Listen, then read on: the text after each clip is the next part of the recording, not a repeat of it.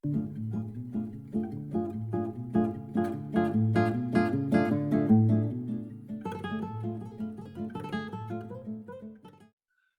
going on, everybody? Welcome in 5 Minutes with Sean, the day after the end of NADA, and we are all about keeping you up to date.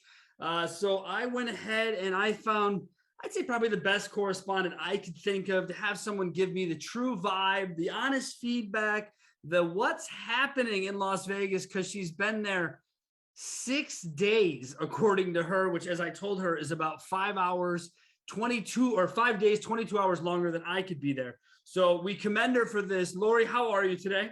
Hi, guys. I am good. As I said, my voice is a little more gravelly, a little less sleep, but I'm still loving the automotive industry. So that's good. Yeah, after 6 days, it's kind of take you one way or another. For those of you who've watched the show for a while, Laurie is actually only the second ever two-time guest on our show. It is Laurie and so Brian excited. Kramer. That is the list of people who have been on the show twice. Sean, I had no idea. I'm so honored. So welcome. Yeah, that's kind of fun. Thank I was you. thinking about it earlier. I was like, I don't really have the duplication thing going on, but Laurie rocks. So Laurie, you're in Vegas 6 days, Yes. NADA. Give us a sense of the vibe just off the get. Obviously, this is the biggest show, you know, for everyone given the last 2 years. This is sort of a Super Bowl coming out party, etc. Kick us off. What was the vibe like, and kind of what did you do in the first couple of days you were there? Man, I have to tell you, this is so, well, the vibe, first of all, was just so celebratory. Like, everyone was so excited to be in person again. So many hugs and like screams and joy on the showroom floor. You know, it was packed with people coming by. And so I think just this really feeling of celebration, and really this feeling of, this was echoed throughout like the sessions, the showroom floor, the parties, this feeling of really resiliency as an agency or as an industry. It's like, wow, we really just came through so many things. You know, we had the pandemic, we had the chip crisis, now we have the fuel crisis. And so really you heard throughout the show again and again and again, man, we're just so resilient. And people are, it's like very celebratory. I mean, dealers especially are coming off of their best year ever. Like 2021, even being the pandemic and the chip crisis, gave them their best profits ever for the year. So just overall, like a really, really strong celebratory feeling here. That's really interesting, because obviously, you know, as dealers sit back, they look at what they've accomplished, how they've been able to get there, you know, and honestly, I would have thought people would be the resiliency that makes sense to me. That's really what I would have expected from people, because it was very similar to some of the stuff that had happened, you know, post the crisis of 08, 09. Like, you started to get out in 2010, 2011, you start talking to people and you're like, man, how do we survive the banks? How do we survive this? How do we survive that? So when you guys have that though, Laurie, do you get the feeling that people are looking to build from it, or are we just being very reflective in the celebration? You know what I mean by that? Like, are we, I totally stuck on like what we deserve for the last 2 years? Or are we kind of looking ahead to what it did to fuel us? No, I would say I totally appreciate that question. So I went to an EV session hosted by Jason Stein of Motor Minds, and it had like Liza Borches and you know, so many great people on the panel. And they generally were like, this is not the time to sit and like pat ourselves on the back and congratulate ourselves. It is really the last 2 years have shown us what we can do as an industry and as dealers and OEMs. And so now it's really time to take the lessons we've learned and how do we apply that and continue to move forward. So I think really there was this sense of, you know, not, like I said, not just pat ourselves on the back, like how do we keep this moving forward with the momentum and make it better?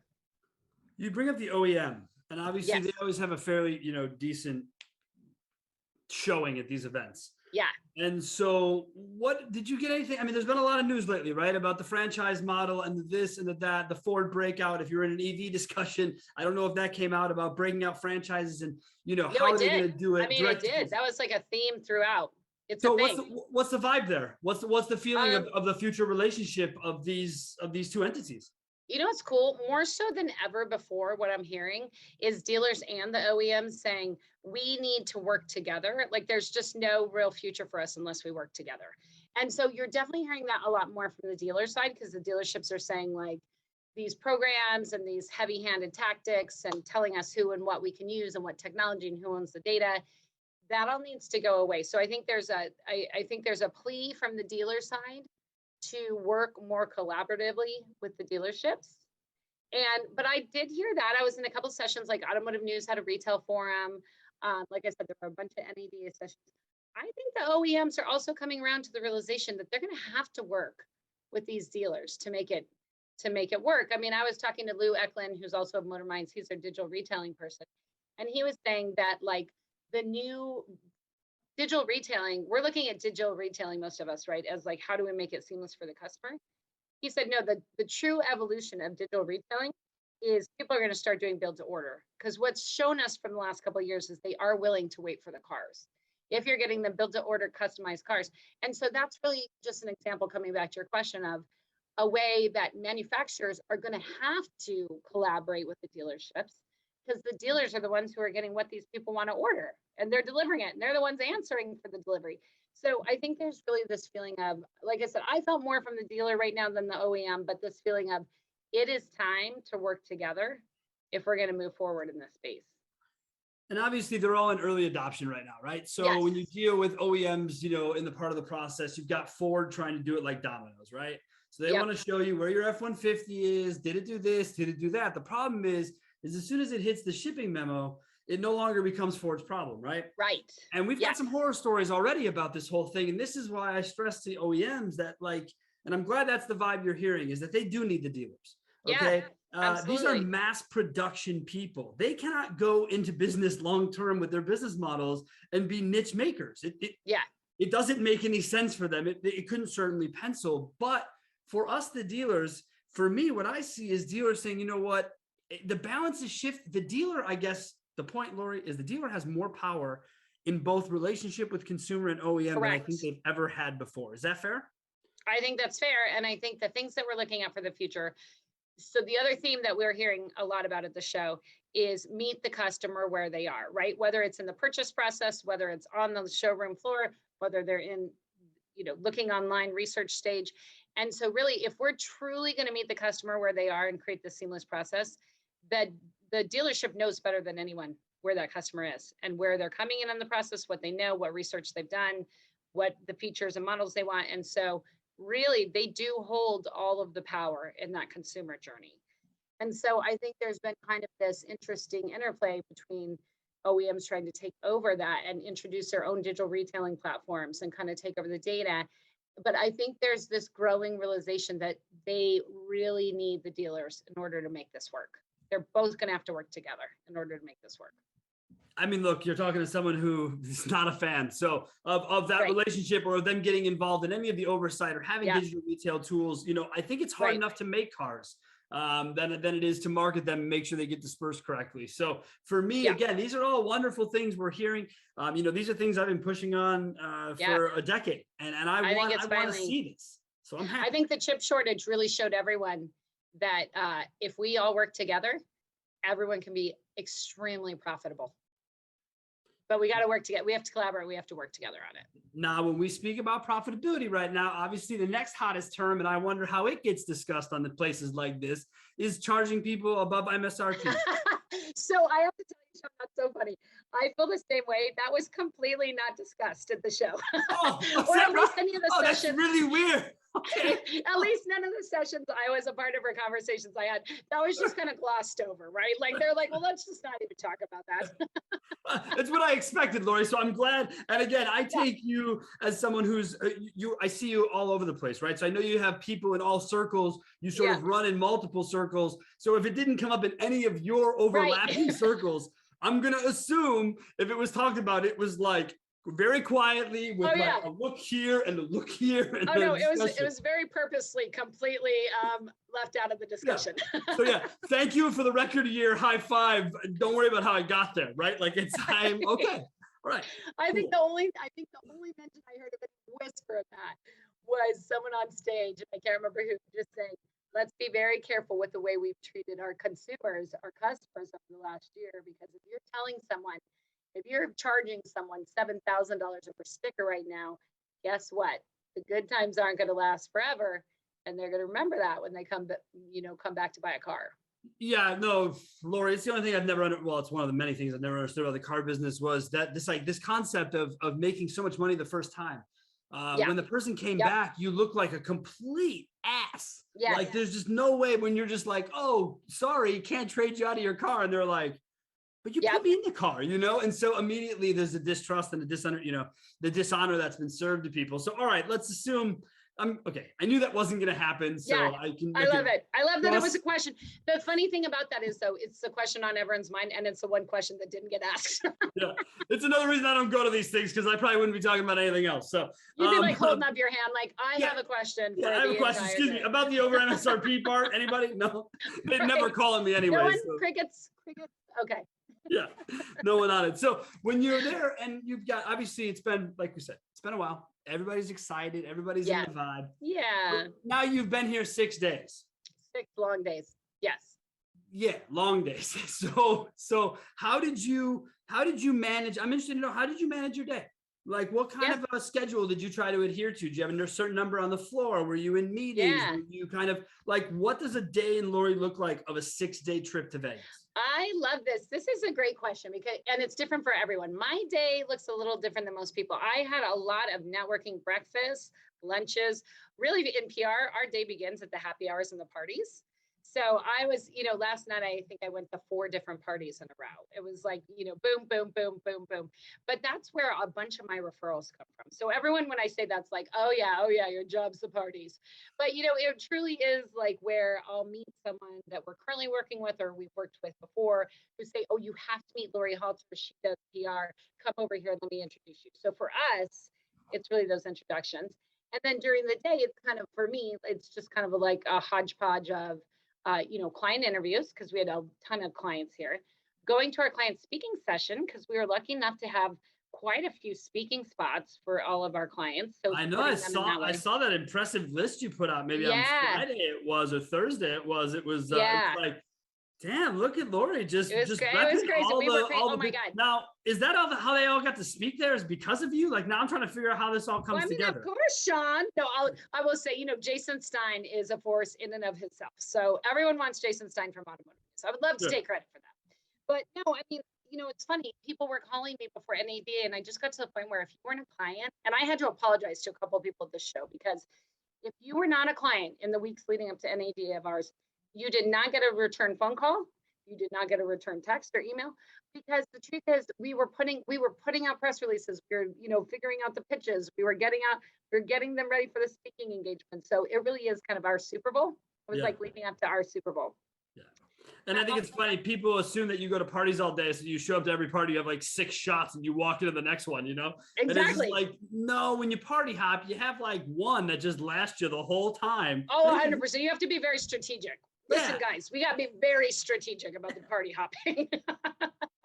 But no, it was, you could tell who just got there, right? Or who hasn't been there in a while 100%. Or whatever, or just, Well, what's funny about this is kind of off topic, but it's funny. So my colleague, Ellie Volsi, came in Friday. I've been here since Tuesday, right?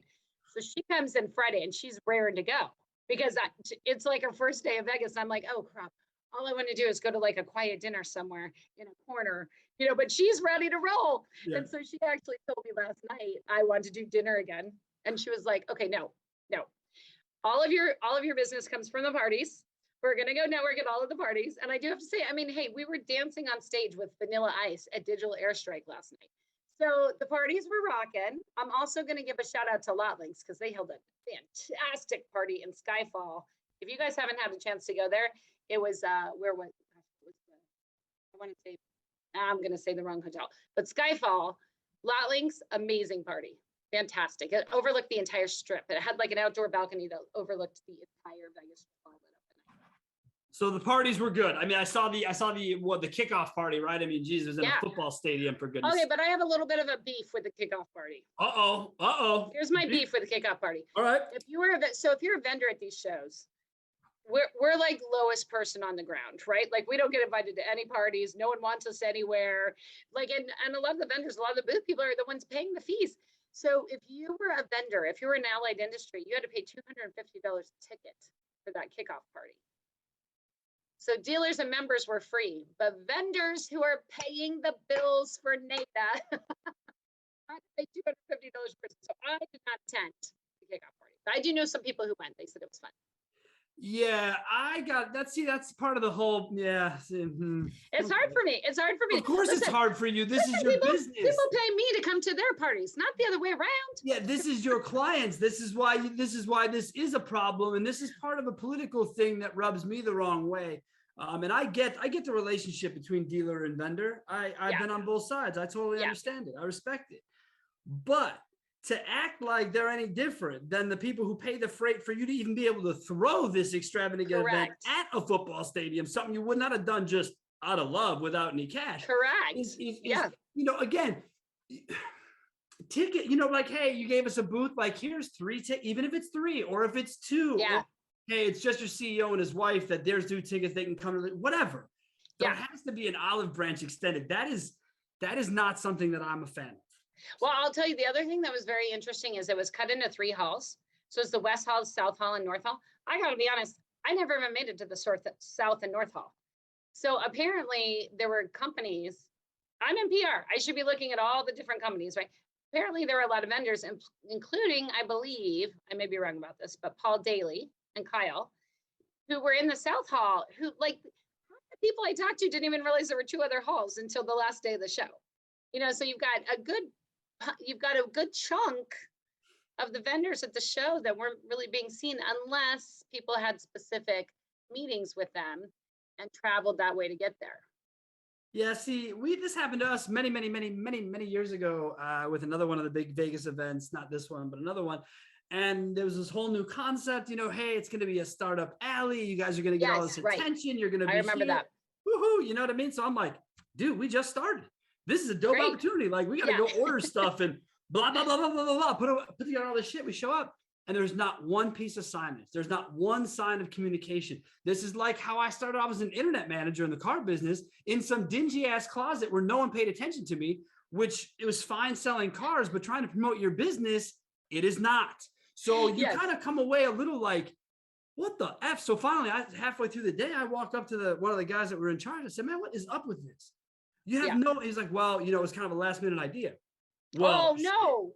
You charged like it was a fucking top of mind idea. So I'm confused how we got here, and so you do it and you're like, okay, whatever. And for us, we were the pariah of the show because of our business model was very misunderstood 9 years ago. So I was trying to get rid of internet managers and clear out people. And I was trying to rid the car business of actual employees, which it just couldn't be farther from the truth. So anyways, the whole event, not a good topic area.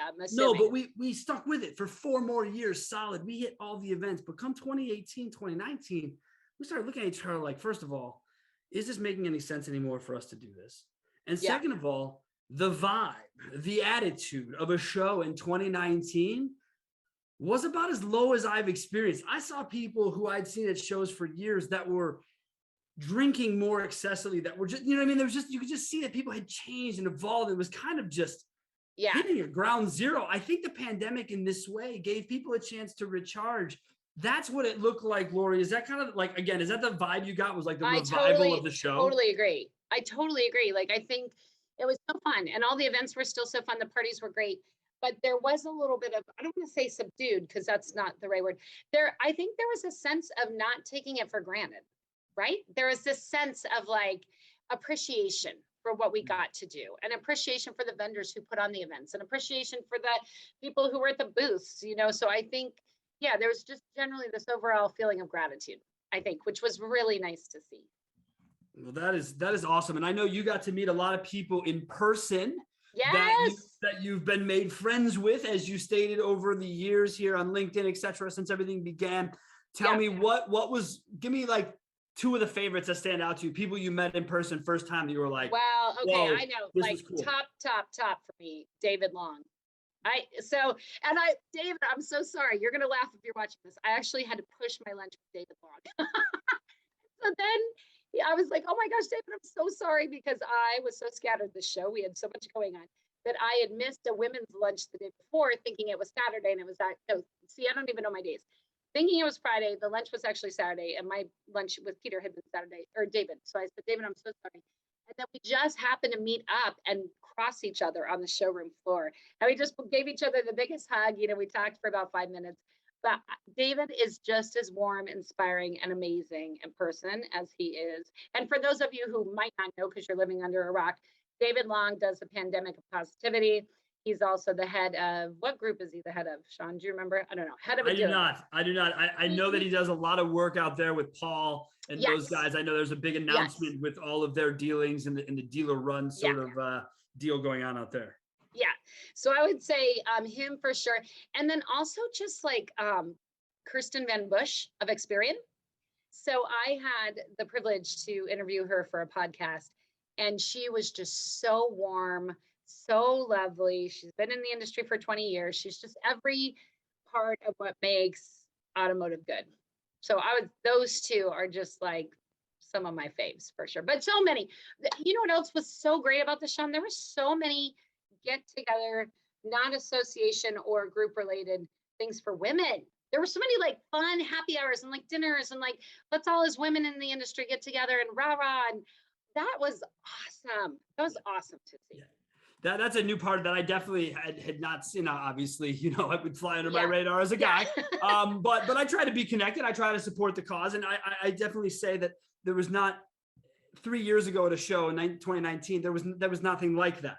No. There was maybe a group of women who were like, cool, let's have drinks, whatever. But this seemed to be all phases of people. Kaylee seemed to be, just all the women that I've come into contact with yourself, it's everywhere. And I couldn't be happier about that part of it. If that's what's come out of this, cool. If that's what you guys can expect moving forward at these shows, like give me more of that. It was so supportive. And I have to tell you, so Allie, who was, came with me this year, she's working with me now.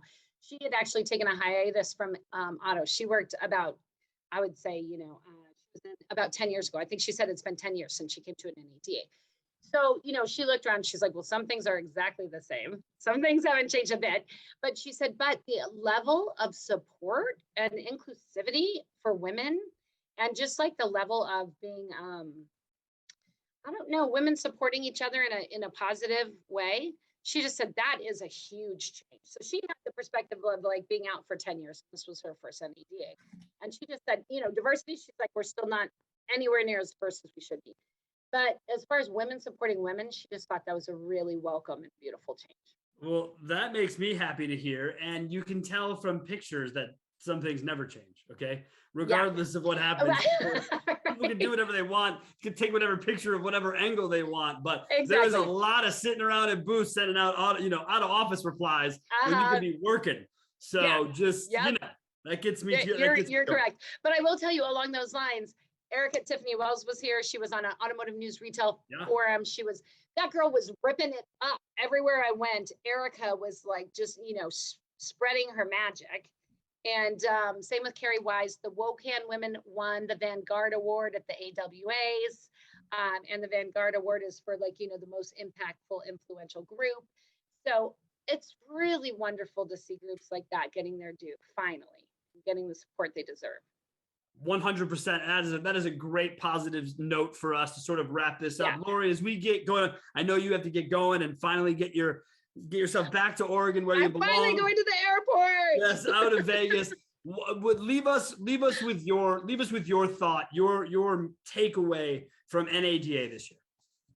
I would say if it's one word, it's resiliency. I just think everyone feels very relieved. We've gotten through the last 2 years. And not only have we gotten through the last 2 years, we've gotten through it with, profits, off the charts profits. And so I think if we can just collaboratively work together, whether it's the dealer, the OEM, the vendor, the women in auto, the WOCANs of the world, I think collaboration and, resiliency is really the two things that I would call. Well, if those are the two words we're dealing with, I think we've set up for a pretty nice future if we can all just adhere to that and continue to work on it. Laurie, I thank you so much for making the time today. I know you're a busy woman. I needed to get a feel for things, and I thought no one better to give us that feel than you. So thank you for taking it. This is great. No, thank you so much for having me on. And only the second two-time. Now I'm just going to have to give Brian Kramer a hard time because let's be honest, I'm the better two-time. Look, I'm not saying it. Just, I didn't call Brian Kramer for his recap. You know what I mean? So, I'm into it. So thank you guys so much for joining us. You know where you can find Laurie. She's all over LinkedIn. Next week on the show, we're going to be talking about the old attribution monster making its way back into mainstream society. And I'm going to have to have my say on that. Thank you all. Have yourselves a wonderful week, and we'll see you again next week.